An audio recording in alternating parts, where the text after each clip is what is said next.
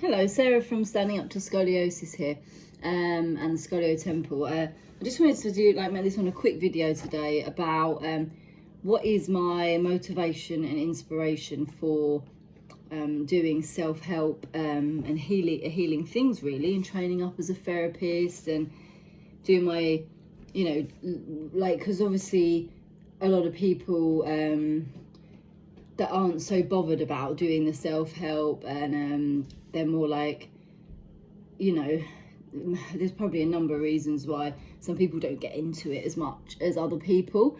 And yeah, I guess there's like two kind of contrary motivators really for me. And one of them is because I did my professional dance career and I had this passion and love of movement and dance first. I think having that love and passion ingrained through my body is probably the most powerful motivator for me to do self-help stuff.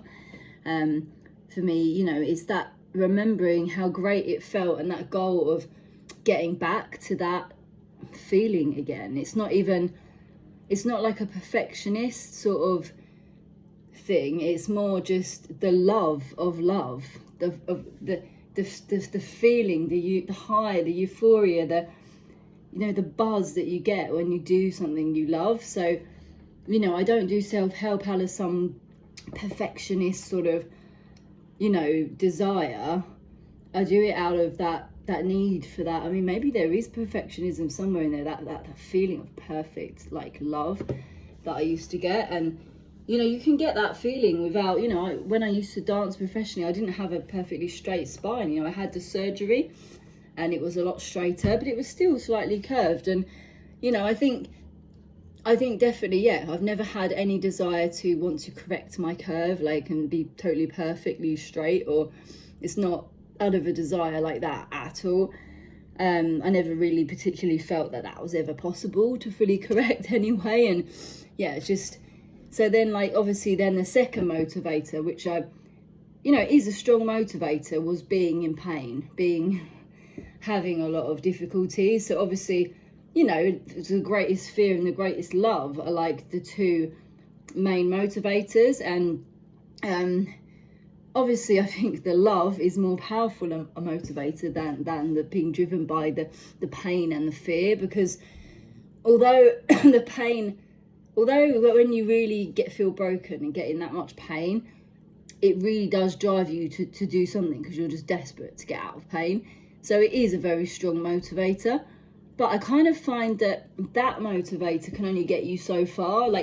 It can get you out of pain temporarily, but then where do you go from there? I think to really have that drive to really progress and get, keep on feeling better and better and getting stronger and stronger, I think you've got to have a love motivating you, a real desire and passion inside to want to sort of achieve. And so there's two main motivators, but I just want to talk about one extra one, because I guess a lot of people just feel like they're told by doctors there's nothing you can do, and they feel kind of powerless, I suppose.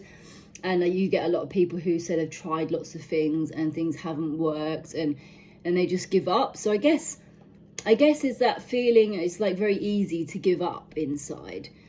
And I just want to fight about a third sort of motivator, which is, it's not just the fear and the pain, or the love and the remembrance of how great it feels to be healthy and well, but it's also not ever wanting to give in and give up the fight. When the metal rods were trying to kill me and I had the chronic infections a couple of years ago, I still did everything I could to keep myself alive. I kept myself out of hospital. I called an ambulance. I went into hospital 5 times because I felt like I was dying. And every time, they were saying, all your stats and tests, that nothing's bad enough to keep you in. And I was like, what the fuck? What? Because I was just constantly taking my herbal medicines, doing my things. I was doing my exercise, just keeping myself going. I was fighting from within. And I just think never giving up that fight is important as well. And I remember reading a poem about do not go softly into the night. I think it's a Shakespearean poem, but that felt so relevant at the time for me because the rods were defeating me, and I kept up the fight, but I felt like, you know, they were stopping me keeping on flowing and fighting and progressing. And that was the most painful thing about feeling like I was going to die with the rods in. And although there was a day I really thought I was going to die, and like, although the pain and that shit was hard to get through, there was a moment when you do actually break through that fight, where you have like euphoria, like heaven, like you feel like you're going to go to heaven. And this is what I would say, like, it is worth keeping on fighting through that, no matter how hard things get, you know. Because I think being stagnant and doing nothing and just letting things defeat you psychologically and emotionally is just not beneficial, really. It doesn't help. And yes, there is a time where you do have to rest, because obviously a lot of medical messages from doctors like, let's fight this cancer, let's fight. And obviously when it comes to healing, rest is so important. But I'm talking about the internal emotional fight inside. I'm talking about a more internal feeling. I'm not talking about a physical fight, you know, like you're literally, you know, yes, you have to rest to recover, like, and a lot of people don't rest enough. And, you know, and it's that resting that allows that energy to flow internally, that keeps the death and rebirth and the fire and the fight going.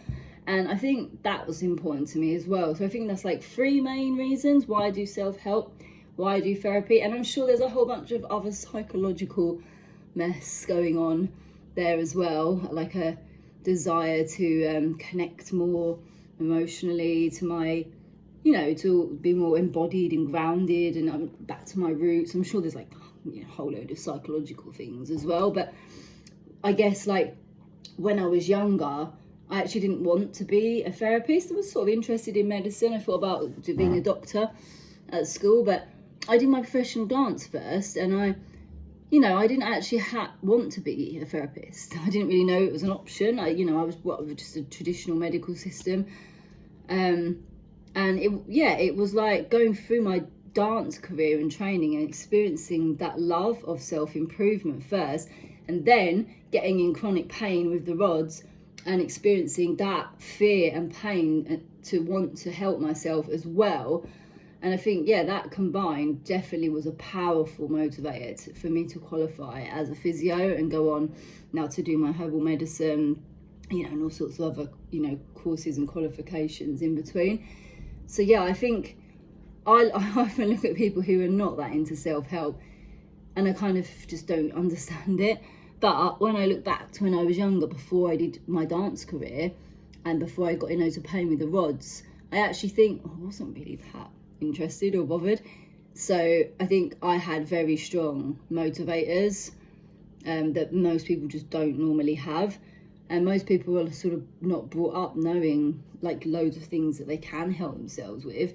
So we just have a society of people who just think, they're just doomed to whatever illness or health problem comes. And I think, you might be doomed like physically, once some damage is done, it might never get fully better, but you can definitely keep on living. This is the main thing of my message, is internally, emotionally, psychologically, energetically, you can keep on living and being in flow and having life, and different experiences. You don't have to stay blocked and stagnated and stuck emotionally and like just in defense, like you've just surrendered to the fight all the time. I think it's important to stay strong emotionally and internally, and definitely get enough rest as well. Like, don't misinterpret what I'm saying. It's a balance of like rest and an internal fight, which you don't really understand unless you felt it yourself. This was supposed to be a really short video, and I'm really bad at doing short videos, so I'm so sorry. But I just felt like I wanted to get that message across. All right, peace out, bye.